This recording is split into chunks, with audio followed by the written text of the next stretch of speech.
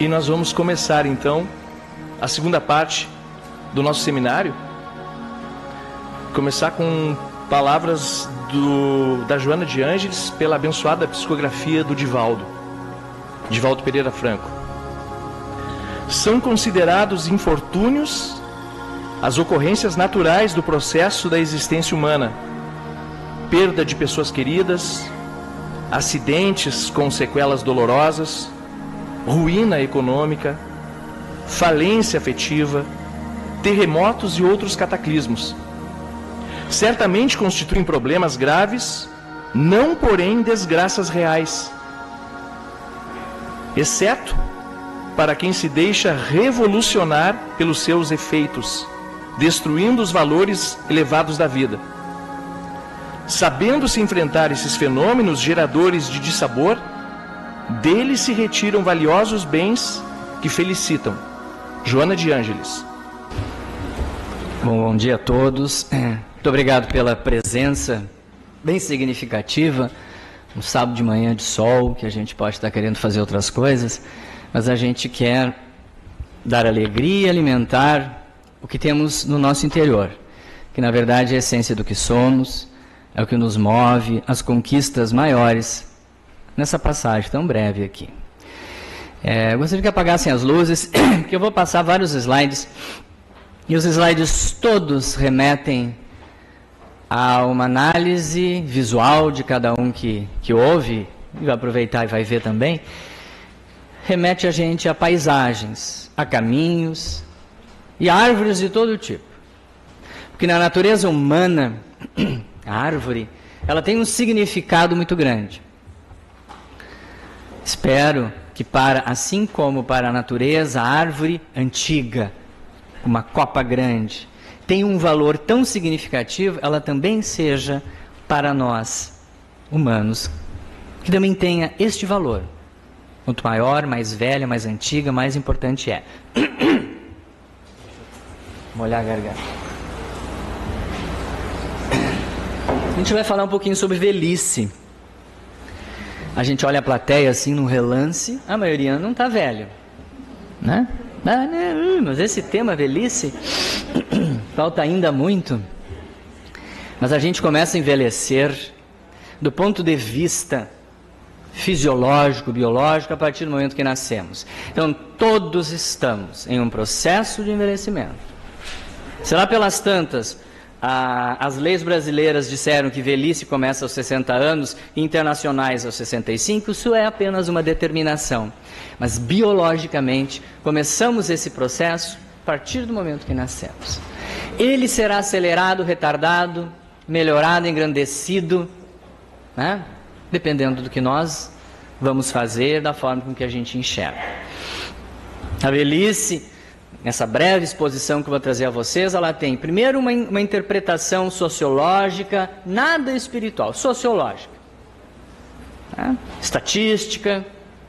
Depois ela vai para as questões espirituais, depois ela fecha mais ainda, como numa pesquisa do Google, seleciona mais, a gente vai ver a velhice à luz do Espiritismo.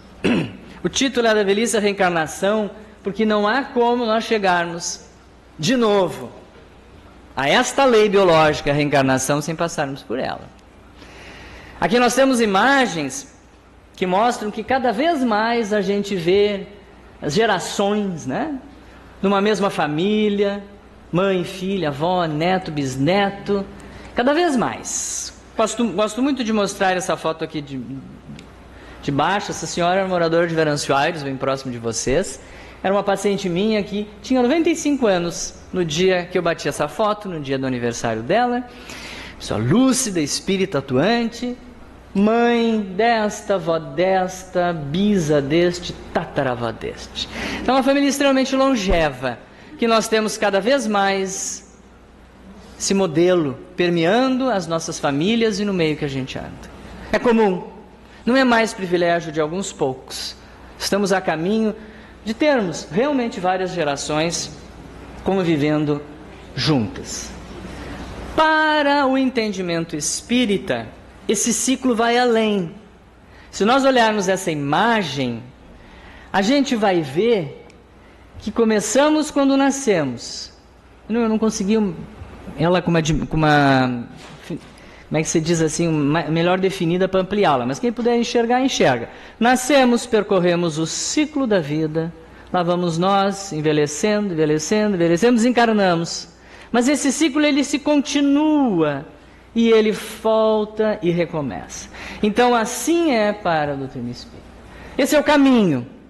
Essa é a primeira imagem. Nós estamos caminhando, temos 2 planos da existência bem definidos. Lá no fundo, o nosso período no plano espiritual. Aqui é o nosso caminho. E no meio, se vocês lembram da imagem anterior, tinha uma árvore. Esta árvore, ela estava representada por uma imagem bonita, dourada. É a velhice. Ou pelo menos ela pode ser assim, desde que nós consigamos construí-la da melhor forma possível. Existem aproximadamente 7,2 bilhões de seres humanos vivos. Acredita-se que 3 vezes esse número é de desencarnado. Acredita-se que é em torno de 23, 24 bilhões de seres desencarnados orbitando o nosso planeta, permeando onde estamos, inclusive nosso auditório de hoje. Existe no mundo 900 milhões de idosos. 23 estão no Brasil. E esse número está cada vez maior. Para 2020, estima-se que 1 bilhão de pessoas com 60 anos ou mais habitarão o planeta Terra. Em 2020, 31 milhões estarão no Brasil. Em 2030, 41 milhões. E aí vai. Estima-se que em 2050, 64 milhões de pessoas idosas. Desde 1999, existem mais idosos que crianças de até 5 anos. Estima-se que entre 2019 e 2020, daqui a 4 anos, existirão mais pessoas com 60 anos no mundo que jovens de até 14 anos. Então, sem sombra de dúvida, um expressivo crescimento, explosão demográfica que estamos vivendo. Então, falamos e precisamos falar sobre a velhice, desde os mais jovens. A última atualização do censo de 2013 coloca que a expectativa média do brasileiro é quase 75 anos. Eu acredito que aqui em Santa Cruz seja bem mais alta, assim como é Porto Alegre. Se hoje, dia 21 de novembro de 2015, nasce a filha de um casal, menina, que nasce hoje em Porto Alegre, moradores desta família de bairros classe A ou B, nasce com uma expectativa média de viver 84 anos. Uma menina, um pouco mais, um pouco menos. Então, nós, aqui no sul do país, temos as mais altas expectativas de vida. Então, quer dizer que a maior parte de nós vai chegar aos 60 anos de idade. E ultrapassar e viver mais tempo, vocês vão ver. A pessoa que mais viveu até hoje no planeta foi uma senhora francesa que viveu 122 anos, 5 meses e 14 dias. Essa senhora, ela estava aqui, ó, muito bem, a fotinho dela, vejam vocês, bem adequada para a idade, né? Cabelinho branco, bem velhinha, não estava empalhada, mumificada, ela estava viva. Diz que com 119 anos ela brincava, corria e andava de bicicleta. Nós não vamos chegar a isso, claro, mas nós vamos ficar na média dos 80 e poucos. Essas estatísticas são recentes, elas são que valem para o Brasil, que dizem que em países desenvolvidos, ou como o nosso, 75% dos homens e quase 80% das mulheres chegarão aos 60 anos de idade. Em condições razoáveis, boas de saúde.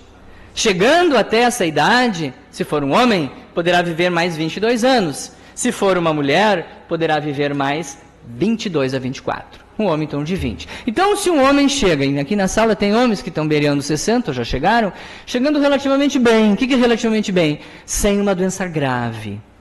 Uma insuficiência renal, uma insuficiência cardíaca grave, uma doença arterial coronariana grave, um câncer com prognóstico limitado, chegarão aos 80 anos.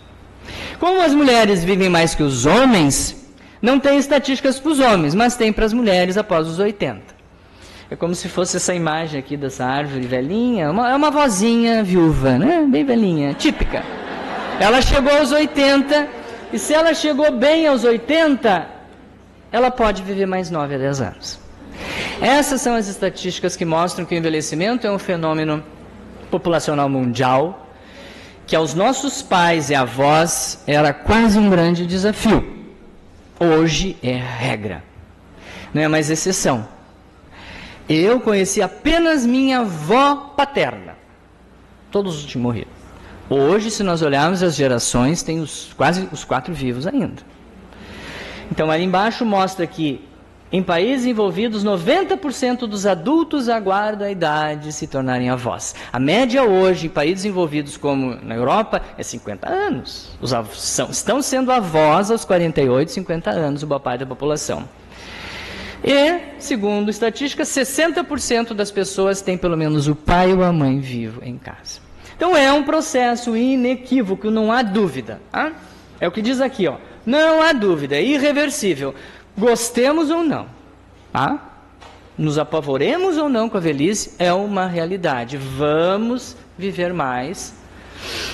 A questão que se põe para discussão é de que forma a gente está enfrentando isso. Se eu estou me preparando bem, o que eu estou fazendo? Não estou virando as costas para esse fenômeno? Esta é a questão que a gente traz. Ali está ela de novo, né? Velhinha, cabeça branca, vovozinha, representando bem a característica dessa árvore. Nós temos algumas faces que eu coloco para vocês aqui, são todos centenários, tá? Todas essas pessoas que estão quadradinhas aqui, todas já têm mais de 100 anos. E o que elas nos passam? Fúria? Indignação? Um pé da cara porque estão velhos? Acho que não. Vamos pegar esse simbolismo do que a fisionomia passa. Alegria, eu acho. Bem viver. Acho que estão considerando a velhice, o estágio da vida deles, como um período de vida generoso. Mas o que eles fizeram? O que será? Será que há uma receita? Vamos ver o que dizem os grandes estudiosos, sociólogos, de uma forma muito assim, quase que unânime. A gente não precisa de grandes ou espetaculares conquistas, tá? Eu não preciso ser linda, rica, ter nascido num ambiente sem problemas, ter tido uma vida tranquila e serena, maravilhosa, tudo deu certo, criei todos os filhos, todos foram para a universidade, não tive problema. Eu não preciso ter esse espetáculo de vida, entre aspas, para realmente achar que a velhice é bem sucedida. Segundo os estudiosos, eu não preciso de grandes ou espetaculares conquistas, eu preciso de saúde, eu preciso de independência funcional, e mais do que isso, eu preciso de um ajustamento psicológico, social e espiritual ao que muda. Ou vocês acham que a gente não vai mudar? A gente vai continuar rápido, veloz, com a memória adequada, ágil, o centro do controle econômico, financeiro, social, emocional da família? Nem sempre, a gente vai mudando. Existem alterações, tanto físicas, quanto psicológicas, quanto sociais, no período de envelhecimento. Então, o que precisa em nós é a gente estar ajustado, e não ficar revoltado, indignado, insatisfeito e não aceitar a velhice. As mudanças físicas, por exemplo. O grande medo dos maiores, que tem além da finitude, além de estar mais próximos da morte, é a fronteira última, mas também é o declínio físico. São as mudanças externas que mais apavoram e assustam. Os estudiosos dizem que a gente precisa estar adaptado a isso, adequado a essas transformações que vão acontecer inevitavelmente. Se estivermos assim, a gente poderá saborear a velhice como um investimento, um empreendimento bem sucedido.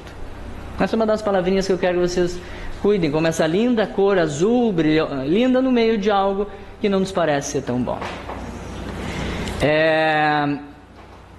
Essa gerontóloga paulista nos diz isso que eu copio e trago para vocês, que eu acho muito lindo. Cada pessoa tem responsabilidade sobre o próprio processo de amadurecimento. Para desfrutar da maturidade, é importante preparar-se e traçar um projeto de vida que compreenda aspectos relativos à saúde física, mental, social, financeira e intelectual. E, eu acrescentei, porque ainda, lamentavelmente, esquecem da dimensão espiritual. Então, espiritual. Tudo precisa estar planejado. Não vamos envelhecer só porque ficamos bem, de ruga, de pele, cabelo que pintamos. Mas se o resto está tudo destroçado, vive um tédio. Então nós precisamos de uma construção ao longo da vida, em todas essas dimensões, física, mental, social, financeira, intelectual e espiritual, principalmente. A Organização Mundial de Saúde coloca um instrumento importantíssimo para avaliar como é que estamos no nosso bem-estar, que ela chama de qualidade de vida. Hoje, qualidade de vida é uma expressão que permeia quase tudo. Na saúde se vê muito. Qualidade de vida. O que pode dizer que eu tenho qualidade de vida? Eu posso ser um idoso doente. E 99,9% dos idosos têm doenças, 3 a 4 a 5 a 6, tomam 1, 3, 4, 5, 6, 7, uma dúzia de remédios. São doentes. Isso é normal, é fisiológico na imensa maioria de nós. Vamos envelhecer e vamos ter doenças. A questão é que elas vão nos incapacitar mais ou menos. Eu sou hipertenso, controlo a hipertensão. Sou hipertenso, não controlo, tive um derrame. Tive um derrame e fiquei hemiplégico. Não me desloco mais. Então, essa é uma doença incapacitante, limitante, que compromete muito a qualidade de vida. Já as outras, hipertensão, diabetes, artrose, problemas oculares, etc., muitos nós vamos ter e desenvolver, é fisiológico, é assim. Só que eu posso ter doenças, eu posso tomar medicamentos, mas eu posso considerar-me uma pessoa que tem qualidade de vida. Por quê? Porque qualidade de vida é a forma com que eu me sinto, espiritualmente, socialmente, fisicamente, psicologicamente. Então são coisas muito importantes para a gente considerar. E repetindo, envelhecer saudavelmente depende de fatores econômicos, sociais, culturais, políticos e espirituais. Esse autor já botou espirituais, construídos de forma individual durante toda a vida. Gosto de citar muito Lia Luft nas minhas palestras, quem já me viu falar sabe. Ela é uma autora gaúcha, tem 70 anos quebrados, vive sua velhice, encara sua velhice e traz muitos testemunhos em seu livro. E um deles, ela coloca qual é o tom, ela faz a seguinte pergunta: qual é o tom que queremos dar à nossa velhice? Nós que construímos, que tom nós estamos dando a ela? Então, ela não passa essa responsabilidade para outras pessoas, é nossa principalmente. Nós podemos escolher o tom, sombrio, sem cor, escuro, que é nos vitimizarmos e nos lamentarmos ao longo da existência. Isso a gente vê frequentemente, muitos idosos, muitas pessoas que estão envelhecendo e colocam os outros como vítimas. Ele é a vítima dos outros. Ah, é a nora que desajustou a família, que roubou meu filho. Ah, é o plano de saúde, é o governo, é o síndico. São os outros, os filhos que não me procuram, os filhos que não correspondem ao que eu tanto fiz, é o marido. Não é mau marido quase sempre. Tá? E até porque existe muito mais problemas nessa esfera. Então vamos lá. Ou a gente pode escolher celebrar. Celebrar o que de bom se vivenciou e poderá se vivenciar nesse período da vida. São escolhas, gente, nossas. Aí um dos livros que eu tenho lá na frente, escrevi com velhice, culpado e inocente. Nós construímos nesse simbolismo que é culpado e que é inocente. Nós culpamos ao longo da nossa existência esse envelhecimento e passamos, né, aos outros essa responsabilidade. Então, ela é culpada, ela é madrasta, ela é dura, é árdua, não está me fazendo bem. Ou eu acho que ela é inocente nesse sentido de que há ainda muitas coisas boas a conquistar e ela está me trazendo uma satisfação. Sem falar do grande entendimento que vamos ter mais adiante sobre a questão espiritual do envelhecer. Muitas pessoas ainda olham para o seu processo de envelhecer da seguinte forma, achando que são menos dignos, menos merecedores, menos capazes, menos criativos, menos felizes, menos alguém, menos do que fomos antes. Muitas pessoas têm essa autoanálise. E se torna realmente um envelhecer um período de vida difícil e árduo. Muitas vezes, como diz aqui Lia Luft, como se depois de mais velho, você ficasse tão despossuído que nem o tempo tem mais. São opiniões, muitas vezes, construídas por nós próprios. A sociedade influencia, claro que sim. Opinião ainda que se tem da velhice na nossa sociedade brasileira é diferente de uma sociedade mais evoluída. Sabemos disso, mas muito mais é nosso. Outra pergunta que diz ela, será que não poderemos ter interesses e afetos após os 80, 90 anos? Será que é só de um período maravilhoso da juventude, no início da vida jovem, que tudo é bom, entre aspas, porque não é? É só ali que existe? Não, né? Essas coisas têm que ser repensadas. Ela segue dizendo, outros autores dizem que a velhice será culpada, será ruim, por exemplo, será um fardo, Se esses idosos, né, nós que estamos envelhecendo, não fizerem uma releitura de si próprios e não se conscientizarem que atributos admiráveis do passado, como a beleza que tivemos, como uma linda voz, se formos artistas e cantores, um corpo atlético, entre outros desses atributos, eles vão deixar de ser, eles vão dar lugar a uma outra modificação em nós.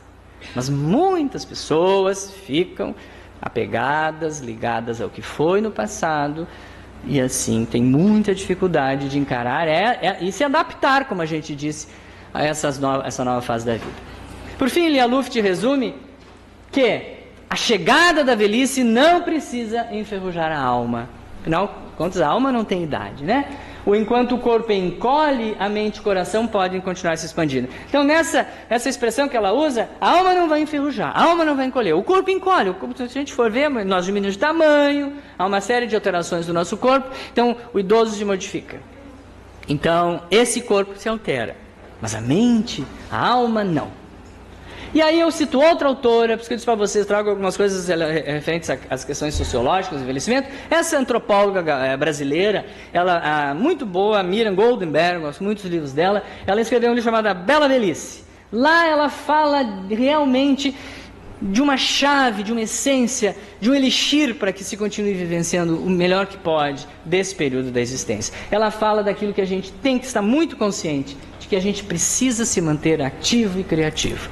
Ela coloca que a velhice não é um problema para quem não se preocupa apenas com a beleza exterior. Para muitos é a chance de se libertar das obrigações da vida adulta e dar o início a projetos e atividades criativos. Eu quero deixar claro para vocês que existem subdivisões dentro da velhice. A primeira parte da velhice, quando entramos nos 60 anos, 65, 70, a gente ainda traz muita vitalidade. A gente ainda traz características do adulto maduro. Tanto é que a divisão de geriatria nos países norte-americanos, na região norte-americana, é a partir dos 75 anos de idade. É quando o corpo se parece mais com o velho.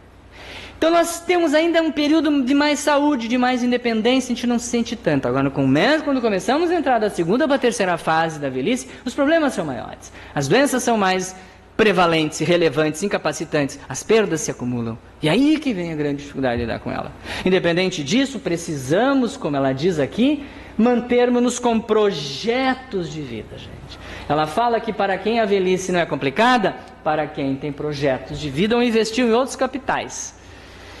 Seguindo e reforçando essa questão de termos projetos, sejam quais forem, o trabalho com criatividade e a condução de projetos pessoais fazem da velhice uma oportunidade para a construção de uma nova vida. Então, sejam quais forem os projetos, gente, a gente coloque isso nesse banco e diga, tenho que ter. O meu pai, quando se aposentou, foi criar passarinho, era um criador de canário-bel. Se envolveu com aquilo, foi uma coisa maravilhosa. Outras pessoas encontram motivações, seja cuidar de um neto, se responsabilizar pelo neto, não tem problema nenhum. Ir para baile de terceira idade, 3, 4 vezes por semana, não tem problema nenhum. Seja o que for, mas busque que aquilo dê sentido. Muita gente que critica, que acha que envelhecer não pode ser só isso, mas não importa.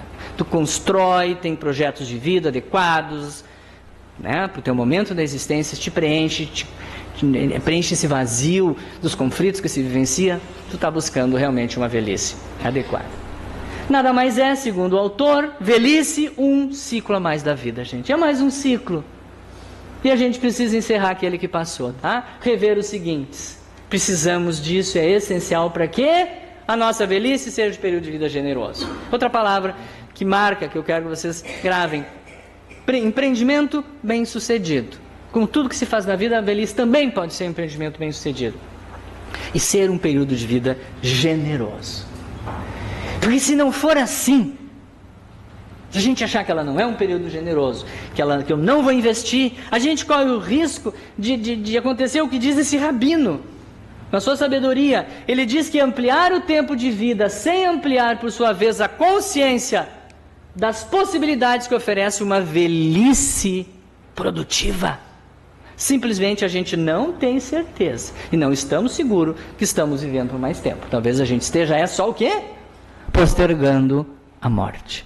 Então muitas pessoas que não se dão conta, chegam aos 60 anos, acham que estão velhos, vestem a camiseta, o pijama de velho, de velha, e acha que realmente não há muito mais coisas boas a produzir e sofrem preconceito, e sofrem, né, essa pressão da família, da sociedade e incorporam então essa opinião, muitas vezes estão vivendo mais apenas para prolongar a morte. A gente precisa entender que há o que fazer, pode ser produtiva mesmo, apesar das doenças e das limitações. Né, como mostra essas lindas imagens, o velhinho está ali, o idoso tem sua característica, um corpo quebrado, alterado, conforme a idade vai avançando, mas o seu espírito necessariamente envelhece. Né, como mostra, a alma só envelhece se a gente permitir. Bom, do ponto de vista espiritual, a gente amplia isso. Se muita gente ainda fica achando que a velhice boa, que vale a pena, é tu ter envolvimento social, ter vínculos, sem sombra de dúvida, é importantíssima a manutenção de vínculos sociais. Seja quais forem. Uma vez eu estava viajando aí e vi no aeroporto, eu só contesto o time, mas tudo bem, um grupo enorme de gremistas, senhores e senhoras, bem velhinhos, tudo festejando, indo para algum lugar. Representando o Grêmio, né? Podia ser do Inter, mas tudo bem, estou brincando.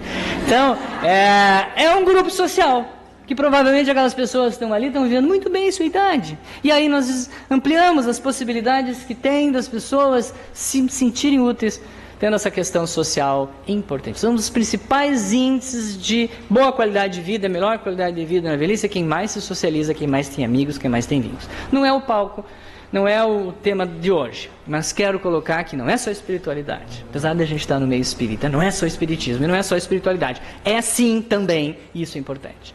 Então vamos adiante. O que diz essa colega nossa do Samba Espírita do Brasil? Ao partirmos, imaginemos também a velhice como uma viagem. Ao partirmos da estação inicial, não temos conhecimento de nosso percurso. Vamos delineando de acordo com o planejamento espiritual e com nossas escolhas aqui na Terra. Certamente que nenhum de nós atravessa o percurso sem adentrar as estações da dor, do desencanto, do inesperado. Mas é preciso continuar e solucionar mágoas, extinguir ressentimentos, resolver relacionamentos difíceis, aceitar perdas. Aceitar perdas se constituem fatores essenciais para que realizemos nossa viagem com equilíbrio psíquico e emocional. Vamos viajar, será longa, cada vez é mais longa, nós vimos.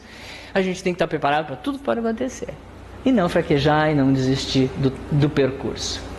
A busca de nossa espiritualização nos traz o conforto e o suporte necessário para que enfrentemos todas as dificuldades da viagem. Sem ela, os fenômenos senis são mais tristes para a alma, que poderá se fixar, né, a mente nos impulsos inferiores. Então nós sabemos que assim como os vínculos, a socialização é importante, as amizades, a questão da fé, de cada um ter uma espiritualidade, ter um sentido, ter um propósito, é determinante para uma velhice generosa, bem-sucedida. E nós sabemos que a maior parte dos idosos pensam assim e são mais espiritualizados. Então nesse caminho, gente, que a gente vai, espero que essa luz nos aguarde, a gente tem demandas, nós temos necessidades, precisamos de algo que nos acalente, que nos acalme, que nos traga conforto, que responda a muitas das nossas dúvidas. Então todos temos necessidades espirituais para que esse nosso envelhecimento ele seja bem sucedido. Nós temos essas necessidades e a gente entende que necessidade é aquilo que falta em nós para nos trazer consolo, alívio para as nossas dores da alma. Não a necessidade de conforto, de ter uma roupa, uma casa com ar-condicionado no frio, quanto ao quente, um bom carro, plano de saúde, né, uma situação financeira que nos dê o bem-estar material. Não é isso que nós estamos falando. Esse é essencial, importante, fundamental, não há dúvida, ninguém questiona. Nós estamos falando que há também necessidades espirituais para compor, constituir a nossa vida, o nosso bem-estar, que faz parte da existência. Então aquilo que nos dá conforto, que talvez nos propicie bem-estar, é o que nós vamos buscar muitas das vezes nessa dimensão espiritual. Especificamente aqui é espírita, mas ela é da Umbanda. O Rio Grande do Sul mas tem terreiros de Umbanda. Ela vai ser buscada pelo evangélico, pelo católico, pelo judeu, pelo muçulmano, que nós estamos vivendo tantos problemas com eles. Então assim, essa busca é inerente do ser humano. E nós aqui espíritas estamos buscando ampliadamente se conhecer. E as implicações, por ser mais ampliadas, são maiores também. Então, espiritualidade, o que nós temos, que muitas vezes a gente chama de fé, de religiosidade, não são a mesma coisa, mas representam a mesma coisa. Na verdade, elas enfocam elementos importantíssimos para nos dar vitalidade, para nos dar significado, gente. Não só quando está tudo maravilhoso, quando está tudo bem, mas especialmente quando a gente está vivendo os nossos problemas. É um sentimento muito interno, que é capaz de despertar em nós, vejam, habilidades estimulantes no cuidado de nós próprios e aos outros.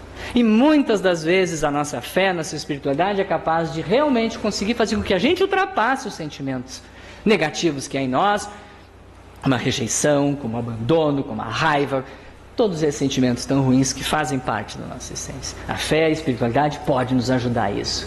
Ela também pode possibilitar que a gente mobilize dentro de nós forças tão poderosas que a gente muitas vezes desconhece que tem, para nos proporcionar mais saúde, mais qualidade de vida.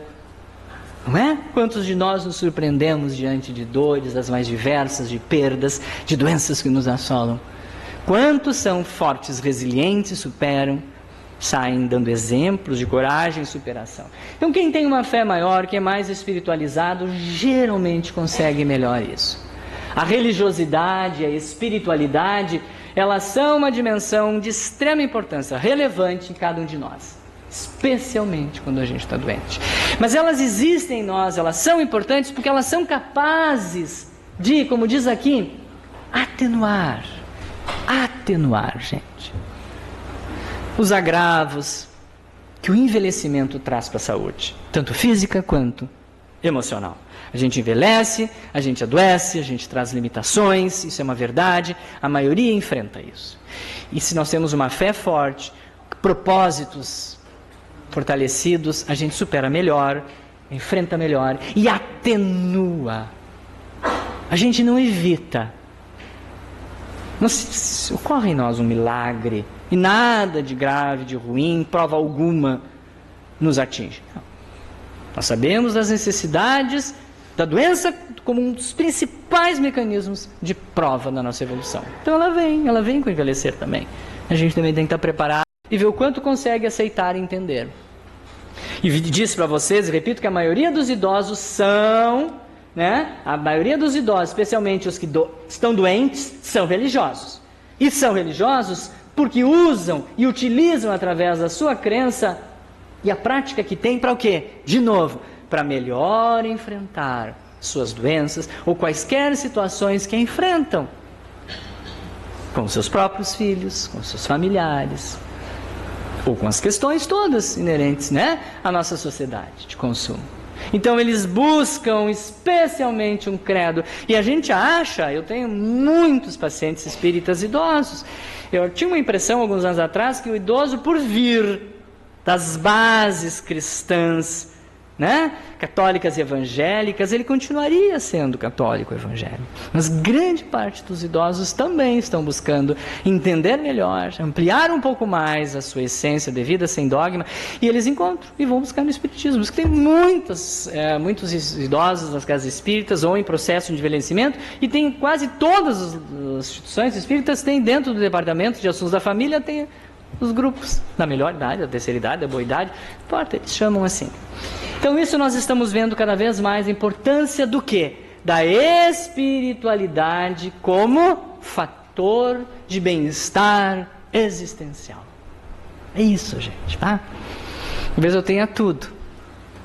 Muitas pessoas que nós conhecemos talvez tenham muito aquilo que nós não temos. Recursos financeiros, fama, dinheiro, poder.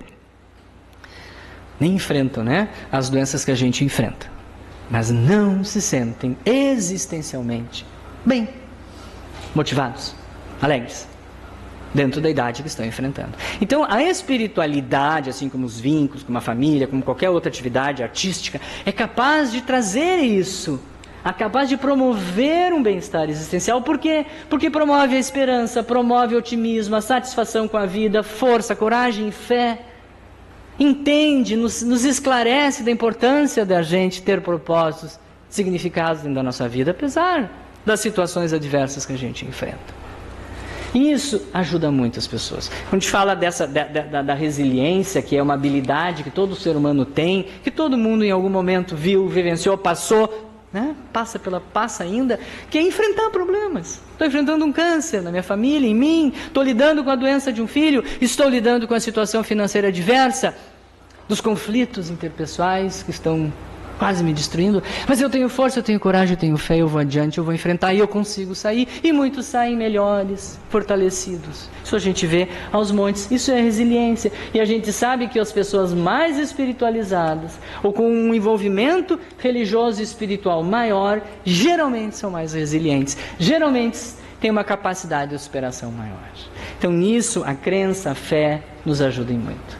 Então, essa é uma pergunta que cada um responde para si próprio. Se a fé que eu tenho, a espiritualidade que tenho, for capaz de responder às minhas demandas da alma, for importante para mim, preencher muito da minha essência, ela é capaz então de proporcionar a mim, nos momentos em que talvez eu mais realmente precise, ela é capaz de me proporcionar significados, propósitos, de me confortar, de me aliviar a ansiedade, de me dar segurança emocional e espiritual. Muitas vezes é através da fé que cada um de nós, dependendo da idade, encontra significado para continuar a vida, a luta. E o idoso muito mais. E aí, novamente essa palavra, melhorar, auxiliar no enfrentamento das doenças físicas, psíquicas e demais perdas. Essa palestra eu dou há muito tempo, já com outro formato, e eu trazia, que me veio agora.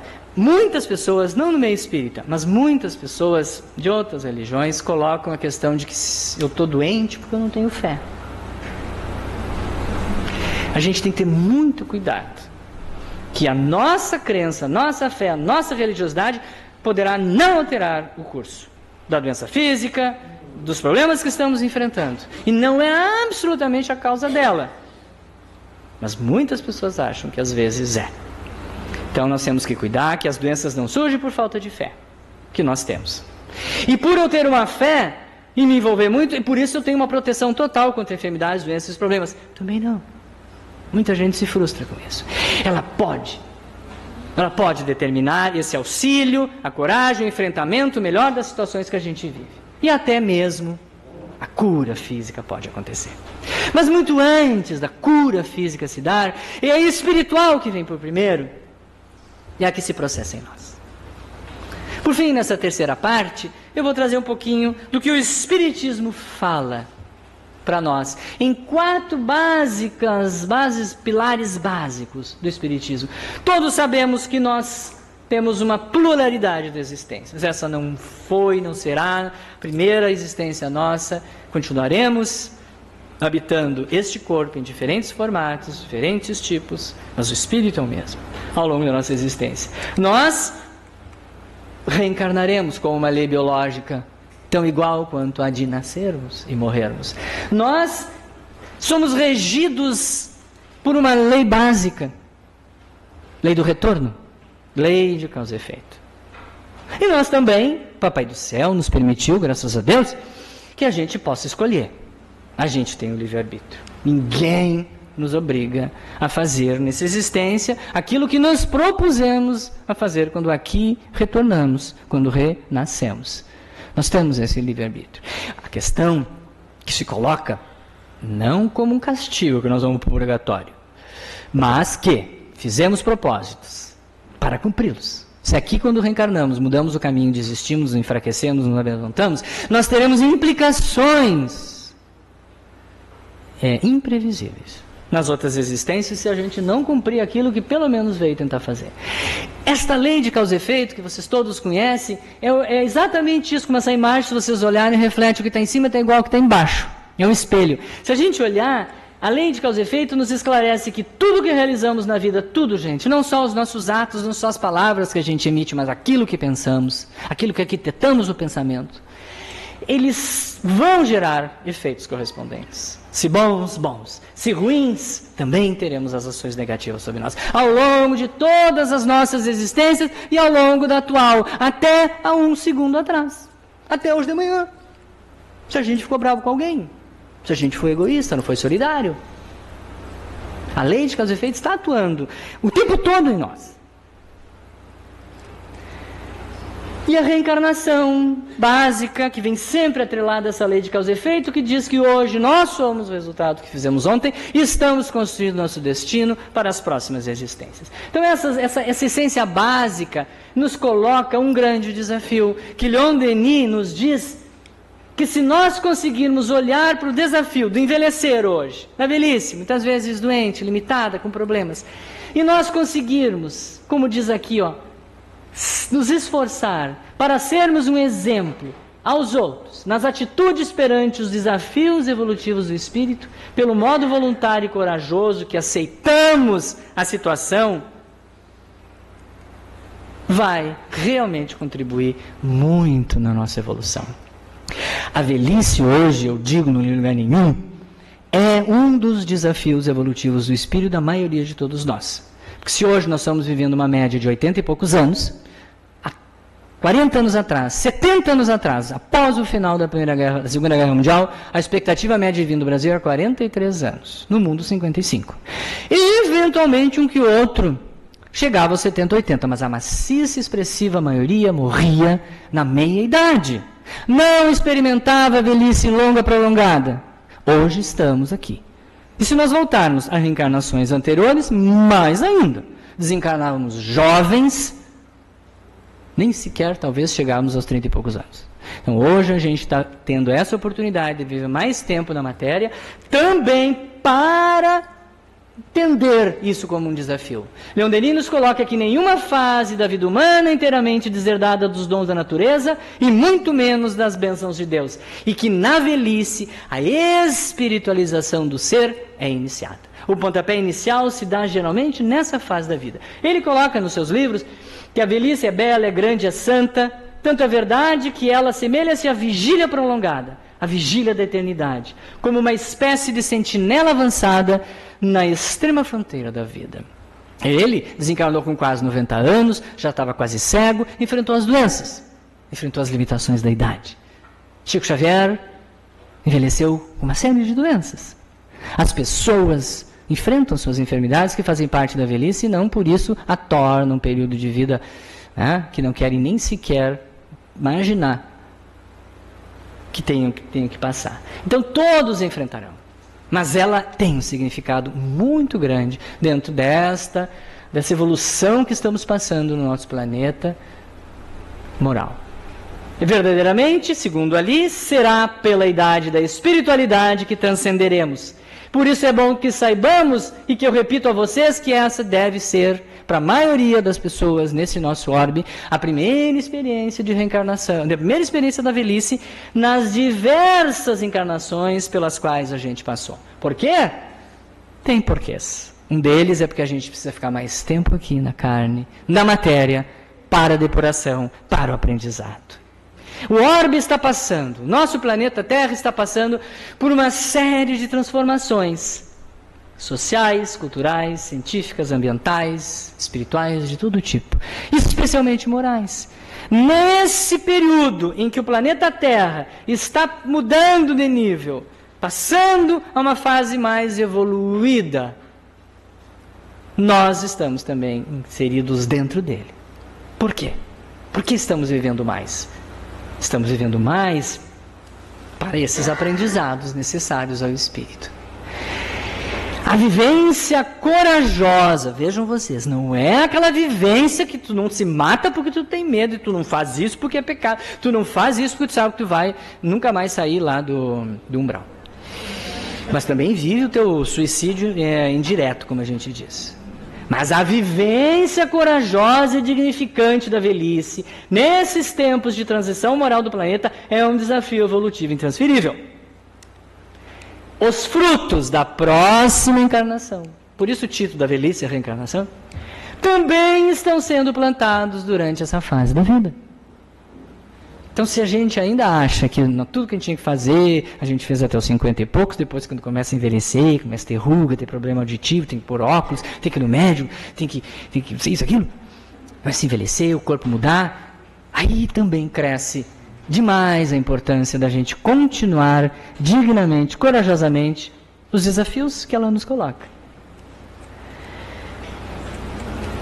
Antes de retornarmos para as novas vivências na matéria densa, nós vamos voltar, né? Não foi, não é? Essa não é a nossa última, tá? Podem ter toda certeza. O nosso saldo ainda é muito vermelho, mas a gente vai ter que voltar. A matéria densa. Adentraremos na dimensão espiritual conscientes do esforço que demandamos na edificação dos valores espirituais mais nobres. A gente vai entrar num período antes de voltar à matéria. E lá a gente já entra sabendo de tudo que fez, deixou de fazer, do medo que teve de enfrentar a velhice, da forma nada digna que lidou com ela, ou o contrário. E são importantíssimas, gente, para que vão ser determinantes para o nosso retorno. E sem sombra de dúvida para a nossa paz, a nossa rápida recuperação quando estivermos na erraticidade. Essa compreensão das várias vidas da alma, à luz da doutrina espírita, vejam, poderá contribuir para que esse espírito se mantenha lúcido, ativo e entusiasmado com os desafios e os propósitos que essa fase da vida requer. A gente pode, sim, entendendo pelas lentes ampliadas do Espiritismo, que esta é uma fase importante da vida de cada um. E se eu conseguir manter-me digno, corajoso, ativo, entusiasmado, quem sabe, com os propósitos desta etapa, com certeza, gente, eu estarei dando saltos imensos na evolução moral do meu ser. Porque, na verdade, a gente não veio aqui compulsoriamente, na imensa maioria de nós, obrigados a voltar. Nós estamos aqui por um convite amoroso feito pelo Criador para que a gente exercite os valores imortais do Espírito. Ninguém reencarnou a se vingar da vizinha desgraçada que roubou meu marido, como objetivo único da vida. A gente vem para nobres e elevadas intenções, pessoal. Tá? Para exercitar os valores imortais do Espírito. E aqui aqui temos vários. Lá estamos nós, velhinhos, em cima de uma linda montanha, iluminados. Nós vamos exercitar na velhice, quem sabe, teremos mais tempo de exercitar a benevolência. A gente não exercitou. Quem sabe a aceitação, a tolerância, a paciência, o desapego, né? Meu Deus, como a gente precisa desapegar. Não vamos levar nada. Caridade, fé, bondade, especialmente perdão. Talvez seja o mais difícil, o que mais nos compromete. Hoje à tarde eu vou falar no final sobre a família. Eu vou trazer sobre a questão exatamente sobre a questão crucial, muitas vezes, dos desavenças, dos conflitos familiares, que é o perdão. Então a gente tem mais tempo, quem sabe, vivendo aqui no corpo, para poder perdoar, entender melhor as pessoas que magoou, entender a vida como um livro todo, né? Como diz aqui, ó, especialmente na velhice dolorosa. Esta é a mais difícil. Raul Teixeira coloca que muitas vezes a velhice dolorosa é a tarefa prisional que nos traz aqui. É uma prova. E temos que passar por ela. Leon Denis coloca que é uma prova necessária para que a alma, antes de deixar seu invólucro, adquira a madureza, o critério, a clarividência das coisas, que serão o remate de sua carreira terrestre. Por isso, quando amaldiçoamos as horas aparentemente estéreis e desoladas da velhice enferma, solitária, desconhecemos um dos maiores benefícios que a natureza nos proporciona. Esquecemos que a velhice dolorosa é o cadinho onde se completam as purificações, nos diz Leon Denis. Mesmo dolorosa, mesmo sofrida. E segue ainda dizendo que há, então, na velhice resignada, corajosa, coloco eu aqui, mais grandeza e mais serena beleza que no brilho da mocidade, no vigor da idade madura, que não foram corajosas, dignas e elevadas. Sob a ação do tempo, o que há de profundo e de imutável em nós desprende-se, e a fonte dos velhos aureola-se de claridades do além. Voltamos ao nosso caminho, que vimos lá no início. O que será que essa viagem espera de nós? A essa pergunta, cada um terá sua resposta muito particular. Mas certamente ela espera que sejamos produtivos até o fim. Independentemente das limitações físicas, vejam, pois se os impedimentos estão presentes na nossa produção material, se nós temos doenças que nos impedem, eles não existem para a vivência do amor, do perdão e da fraternidade universal. Mesmo em cima de uma cama, mesmo doente, nós podemos exercitar a fraternidade universal e o amor e o perdão. Porque, na verdade, a gente vem, nesta vida, viver a velhice, olhar para dentro de si, olhar para o todo e completar a existência. Ela não vai terminar aos 50 anos quando... Não, agora eu não quero mais. Temos um projeto, planejamento, e cada um de nós está cada vez mais implicado na vivência do envelhecimento. Concluindo, o envelhecimento é necessário para muitos de nós. Pois, se chegamos até a velhice, é porque ainda temos o que experienciar, o que resgatar, o que vivenciar. Provavelmente o tempo de realizar nossas tarefas edificantes ainda não findou, gente. Entendamos assim, olhemos assim. Eu quero encerrar com dois poemas ou duas mensagens ao som de uma musiquinha.